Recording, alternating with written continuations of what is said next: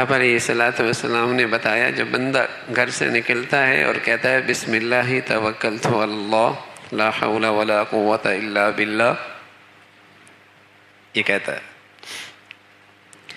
تو ایک فرشتہ کہتا ہے بسم اللہ، تو جواب دیتا ہے ہدیت، باہر نکلا ہے نا، تیری رہنمائی ہو گئی۔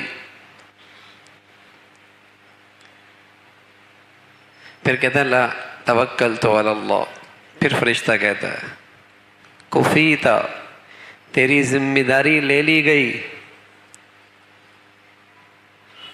پھر کہتا ہے توکلت علی اللہ، پھر جواب ملتا ہے وقیتا، تیری حفاظت کر دی گئی۔ جب شیطان یہ سنتا ہے تو اپنے کرندوں سے کہتا ہے ارجعوا، لوٹو میاں لوٹو، اس شخص کا تم کیا بگاڑ سکتے ہو جس کی ہدایت بھی ہو گئی، حفاظت بھی ہو گئی، ذمہ داری بھی لے لی گئی، تم نے اس کا کیا بگاڑنا ہے؟ اب تمہارا وار اس پہ نہیں چل سکتا۔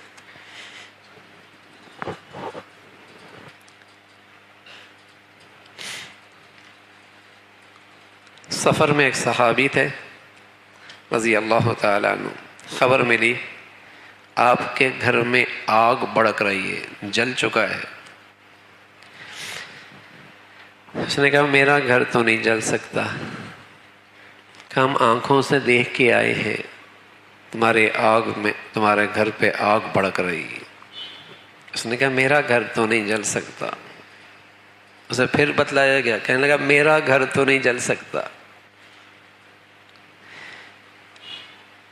جب بستی واپس پہنچے دیکھا دائیں طرف کا گھر بھی جل گیا، بائیں طرف بھی گھر جل گیا، درمیان کا گھر محفوظ رہا۔ اس نے کہا ہاں مجھے یقین تھا کہ ایسا ہی ہونا تھا کہ میرا گھر کوئی نہیں جلنا تھا۔ کہا کیسے یقین تھا؟